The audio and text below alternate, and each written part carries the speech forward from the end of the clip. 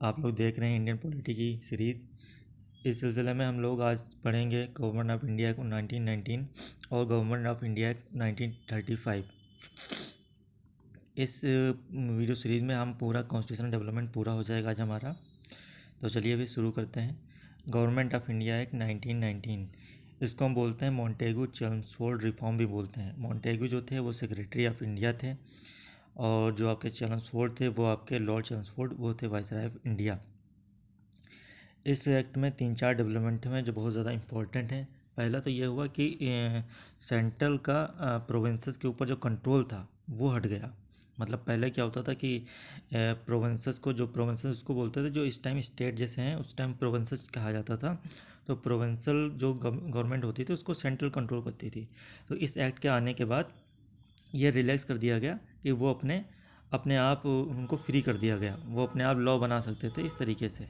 और उनको जो था प्रोविंशियल को 2 सब्जेक्ट में बांट दिया गया, 2 पार्ट में, ट्रांसफर सब्जेक्ट और रिजर्व सब्जेक्ट।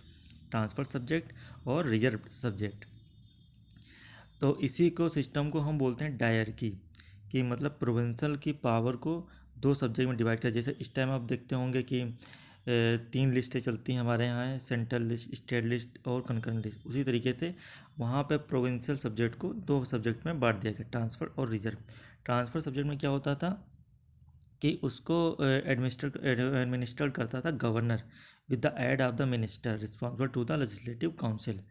मतलब वो गवर्नर उस पर लॉ बनाता था मिनिस्टर की एडवाइस पे, और वो रिस्पॉन्सिबल होते थे लेजिस्लेटिव काउंसिल।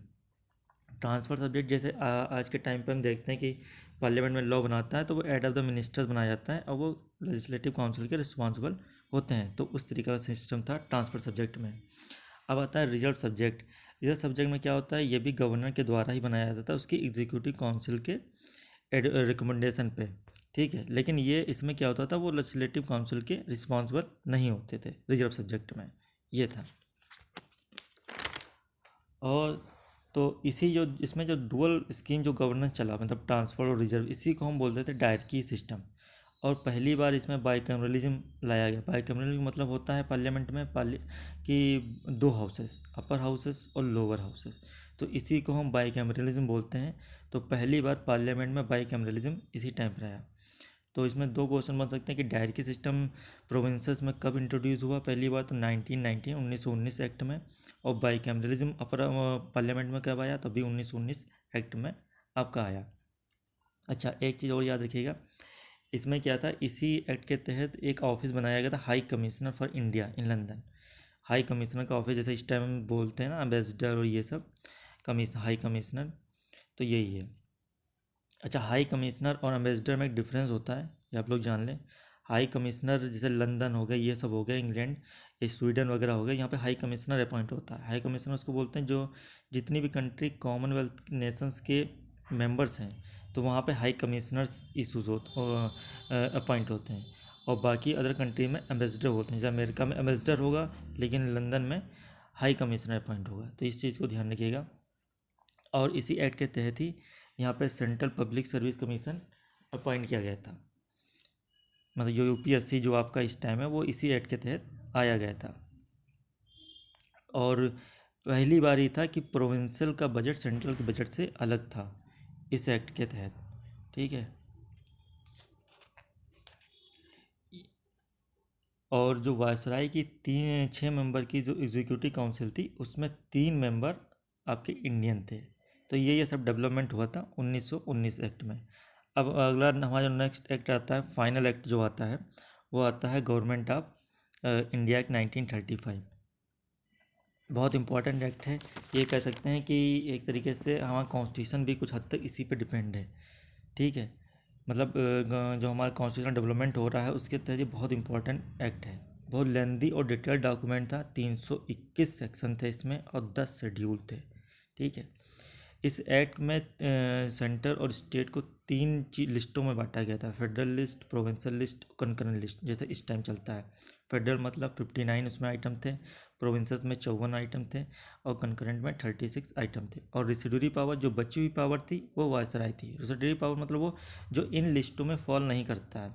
मान लीजिए कोई ऐसा मैटर है जो फेडरल लिस्ट में भी नहीं है, प्रोविंसेस में नहीं है, कंकरेंट में नहीं है, तो वो रेसिडरी हो गया। तो वो पावर किसको दी गई थी, वो वायसराय को दी गई थी।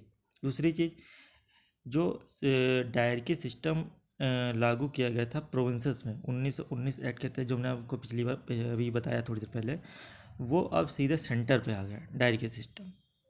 जो ट्रांसफर और रिजर्व सब्जेक्ट का जो लिस्ट थी वो पहले प्रोविंसेस पे थे, तो वहाँ से एबोलिश करके ख़त्म करके वो सीधे डायरेक्ट आ गया सेंटर पे। और दूसरी चीज़, यहाँ पे बाइकैमरलिज्म भी इंट्रोड्यूस हुआ प्रोविंसेस में। 11 प्रोविंसेस थे उस टाइम, उसमें से 6 में ये बाइकैमरलिज्म इंट्रोड्यूस किया गया। बंगाल, बॉम्बे, मद्रास, बिहार, असम, यूनाइटेड प्रोविंसेस, यहाँ पे ये अपर हाउस और लोअर हाउस का सिलसिला मतलब जो मैं है वो लागू हुआ। दूसरी चीज़, यहाँ पे क्या हुआ कि कम्युनल रिप्रेजेंटेशन भी बढ़ाया गया। सेपरेट एलोकेट दिया गया डिप्रेस क्लास को, एससी, वुमेंस को और लेबर्स वर्कर को। तो और आरबीआई भी इसी के तहत इस्टेब्लिश की गई।